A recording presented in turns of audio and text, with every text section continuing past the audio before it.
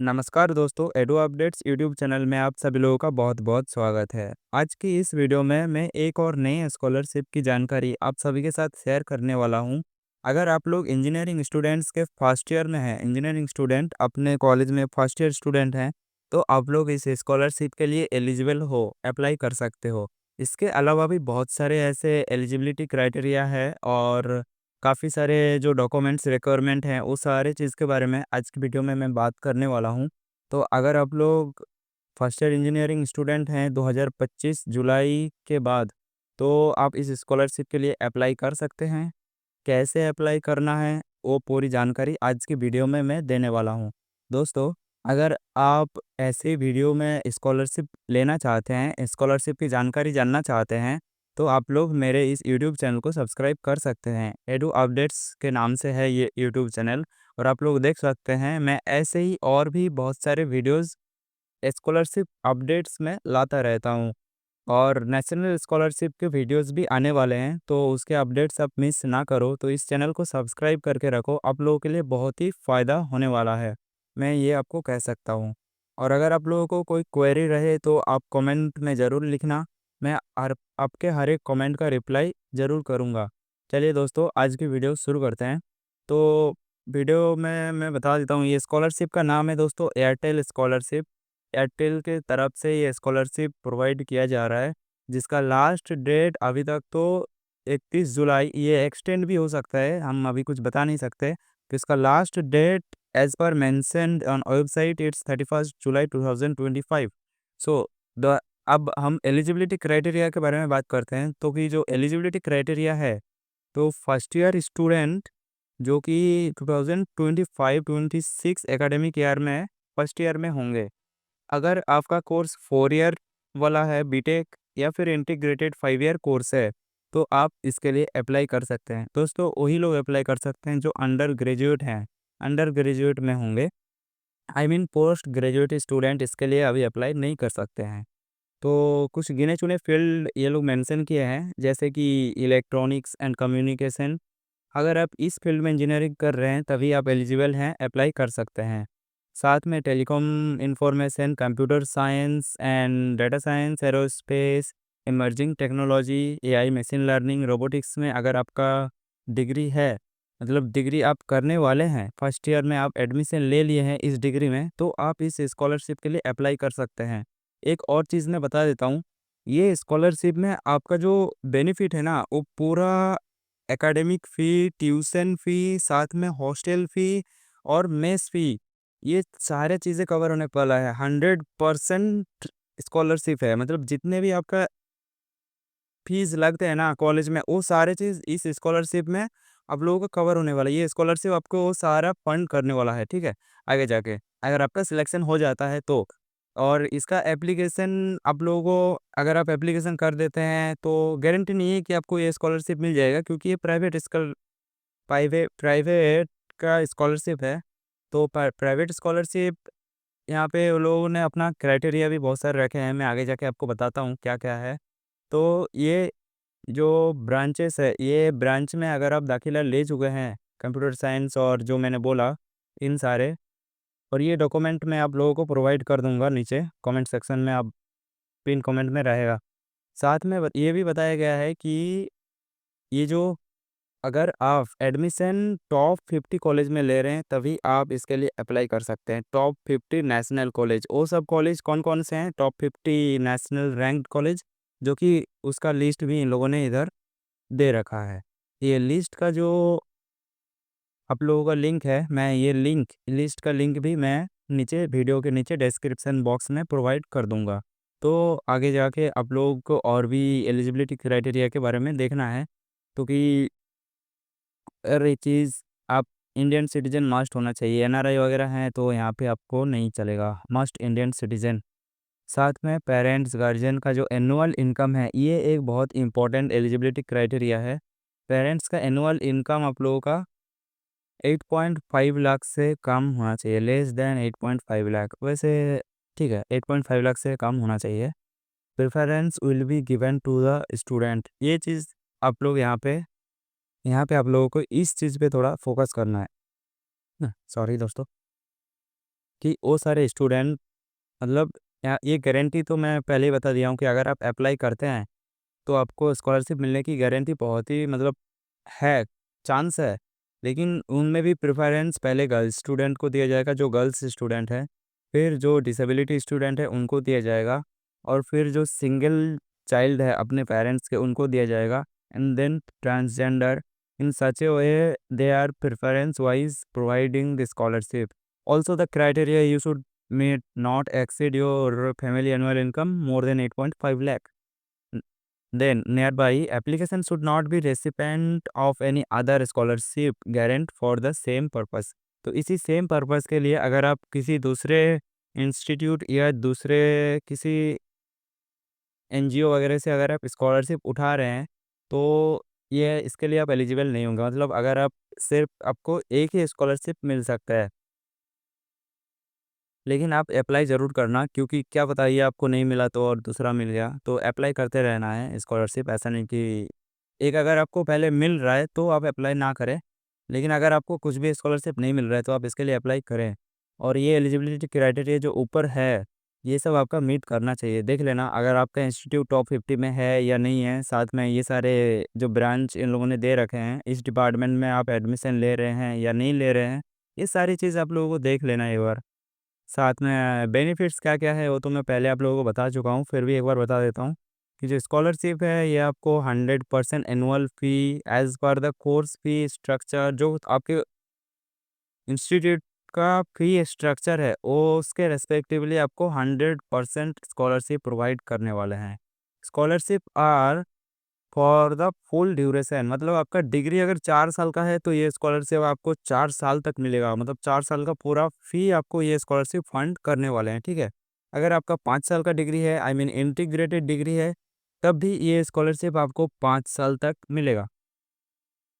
अगर आप रिन्यूअल का क्राइटेरिया फुलफ़िल करते हैं, जो कि रिन्यूअल का क्राइटेरिया आप लोगों को मैं बता दूँगा आगे जाके, और आप लोगों को अगर जानना है तो आप कमेंट कर सकते हैं, मैं आपको कमेंट में भी रिन्यूअल का क्राइटेरिया जो है वो रिप्लाई कर दूँगा, ठीक है? तो चलिए अब मैं बताता हूँ कौन-कौन से ऐसे फ़ी है जो इसमें ऐड होने वाले हैं। The hostel and mess fee shall be given to all eligible student. अगर आपका इसमें सिलेक्शन होता है तो आपको हॉस्टल मेस दोनों का फ़ी इधर प्रोवाइड किया जाएगा इस स्कॉलरशिप के थ्रू। और जो फॉर स्टूडेंट जो लोग पीजी या आउटसाइड हॉस्टल में रहते हैं उन लोगों को भी ये स्कॉलरशिप प्रोवाइड किया जाएगा। यूनिवर्सिटी के आप बाहर रहते हैं, यूनिवर्सिटी कैंपस में नहीं रहते हैं, तब भी आपको ये प्रोवाइड किया जाएगा। आपके पास प्रॉपर बिल रहना चाहिए जो कि आप दिखा सकते हो उधर। साथ में a laptop will be provided to all the Bharatiya scholar during the first year of the course. ये देखो दोस्तों, आप सभी को एक लैपटॉप प्रोवाइड किया जाएगा फर्स्ट ईयर में, जो कि responsibility for the safety and security of the laptop will be given to the student, no replacement will be provided. तो आपको फर्स्ट ईयर में एक लैपटॉप भी मिलने वाला है इस स्कॉलरशिप के थ्रू, जो कि बहुत ही अच्छी बात है। और इसका सेफ्टी, इसका मेंटेनेंस, ये सब आपके ऊपर डिपेंड करता है। इनके बाद ये लोग ना मेंटेनेंस करेंगे, ना ही आपको ये रिप्लेस करके देंगे, लेकिन एक लैपटॉप मिल रहा है, ये बहुत बड़ी बात होती है। Upon successful graduation and subsequent gainful employment, आपके ग्रेजुएशन के बाद नौकरी लग जाने के बाद आप भारतीय स्कॉलर का जो ये जो फाउंडेशन है, आप इनको आगे जाके हेल्प करेंगे, वॉलंटरीली सपोर्ट करेंगे, I mean monetary support, so that they can provide more scholarship to the upcoming batch. That's their commitment ends, जो कि आपको एक करना है कमिटमेंट उन लोगों को कि आपके नौकरी लग जाने के बाद जस्ट लाइक आप डोनेशन कर रहे हैं, similar way you have to give money to the some amount to the foundation, Bharati Scholarship Foundation, so that they can continue to provide this scholarship to the other upcoming batch in next generation. So there is some note, you have to remember this note very importantly, that जो भी fees है just like JoSAA fees, library fees, refundable security deposit, और like internet fees, laundry charge, ये सब आपको खुद को पे करना है। ये सब वो लोग पे नहीं करेंगे, ये स्कॉलरशिप ये फंड नहीं करेंगे, और स्कॉलरशिप फंड में ये ऐड नहीं होंगे। और in the event any information furnished declared by the student और parent guardian is false, the application will be rejected. आप इसमें जो भी डॉक्यूमेंट्स वगैरह दे रहे हैं, जो भी आप क्लेम कर रहे हैं एलिजिबिलिटी क्राइटेरिया, वो अगर फॉल्स निकलता है तो आपका जो एप्लीकेशन है वो रिजेक्ट कर दिया जाएगा और आपके ऊपर केस भी किया जा सकता है। साथ में आपको जो लैपटॉप प्रोवाइड किया गया है वो भी आपको रिटर्न करना हो सकता है। तो आप अपना डॉक्यूमेंट्स और जो भी डिटेल्स है वो सही फॉर्म फिलअप कीजिएगा, क्योंकि इधर आपको एक अंडरटेकिंग भी भरना होता है। आगे जाके मैं इसकी जानकारी मैं आपको देने वाला हूँ। तो अब बात कर लेते हैं डॉक्यूमेंट रिक्वायरमेंट की। कौन कौन से डॉक्यूमेंट आप लोगों को स्कॉलरशिप में रिक्वायरमेंट है, ये बहुत इंपॉर्टेंट चीज़ है दोस्तों। आप लोगों को ये चीज़ हर एक डॉक्यूमेंट अपलोड करने से पहले आप लोगों को उनका जो साइज होता है, मीन्स 100 KB 200 KB, ये सब पहले आप लोगों को फॉर्मेट में कन्वर्ट कर लेना होगा। उसके बाद ही आप अपलोड करना, तभी ये अपलोड हो पाएगा। जो कि पहला डॉक्यूमेंट है आपका जो आधार कार्ड, हर एक स्कॉलरशिप में हर एक जगह ये तो लगता ही है। दूसरा डॉक्यूमेंट है current year admission proof, admission letter या फिर fee letter from other university और इंस्टीट्यूट। आपको एक एडमिशन लेटर आपके इंस्टीट्यूट से आएगा, मेल आएगा या एडमिशन लेटर आएगा, तो आप वो एज ए एडमिशन प्रूफ आप यहाँ पे लगा सकते हैं। अगर आप NIRF टॉप 50 कॉलेज में एडमिशन ले रहे हैं, इसका मतलब कि आपके पास सीट अलॉटमेंट, मतलब आप जोसा से सीट अलॉटमेंट लेटर भी मिलेगा। अगर आप जॉइंट एग्ज़ाम दिए हैं इंजीनियरिंग में एडमिशन लेने के लिए टॉप 50 इंस्टीट्यूट में, तो फिर आपके पास सीट अलॉटमेंट का जो लेटर है वो भी आपके पास रहेगा। तो वो लेटर भी आप यहाँ पे लगा सकते हैं as a proof of current year admission. So now next आपका जो तीसरा डॉक्यूमेंट है, ये है क्लास 12 का मार्कशीट। तो क्लास 12 का मार्कशीट आपको यहाँ पे अपलोड करना है। नेक्स्ट डॉक्यूमेंट है जेई स्कोर कार्ड। जेई का जो स्कोर कार्ड था आपका, वो भी यहाँ पे आपको अपलोड करना है। और यूनिवर्सिटी एंट्रेंस एग्ज़ाम, मतलब अगर आप यूनिवर्सिटी के कोई एग्जैक्ट एग्ज़ाम देखे गए हो रेदर देन जेई मेन और जेई एडवांस, तो फिर आप वो एंट्रेंस का जो स्कोर कार्ड है वो आप यहाँ पे अपलोड कर सकते हैं। नेक्स्ट नेक्स्ट है आपका इनकम प्रूफ, जो कि पेरेंट और गार्जियन का इनकम प्रूफ आपको इधर देना है। या तो आप इनकम टैक्स रिटर्न यहाँ पर अपलोड कर सकते हैं, या तो फिर अगर आपके पास इनकम टैक्स रिटर्न नहीं है तो आप इनकम सर्टिफिकेट भी अपलोड कर सकते हैं, जो कि और या तो फिर bank statement of previous 6 month, पहले 6 मंथ के बैंक स्टेटमेंट आप यहाँ पे अपलोड कर सकते हैं। यहाँ पे इनकम सर्टिफिकेट अपलोड करने से हो जाएगा दोस्तों, अगर आपके पास है।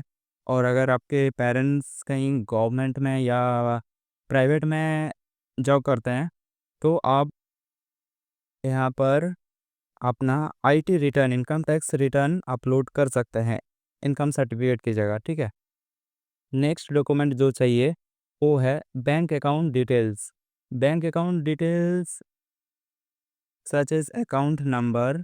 एक तो पासबुक का आपका स्कैन कॉपी रहना चाहिए आपके पास, फर्स्ट पेज का जो पासबुक का स्कैन कॉपी है, जहाँ पे account number, IFSC, branch address रहता है।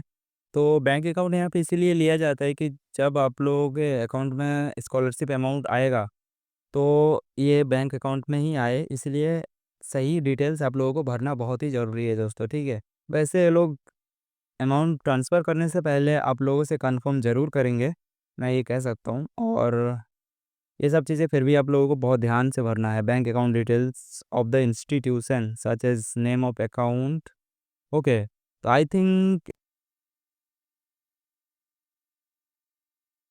यहाँ पे आप लोगों को जो आपका इंस्टीट्यूट का बैंक अकाउंट है, आई मीन जो आप लोग इंस्टीट्यूट में फ़ी सबमिट करते हो ना, तो इंस्टीट्यूट का भी एक बैंक अकाउंट होता है, तो आप उनका डिटेल्स भी यहाँ पे दे सकते हो। शायद वो लोग डायरेक्ट आपका फ़ी पेमेंट कर दे आपके hand to hand monetary no transfer.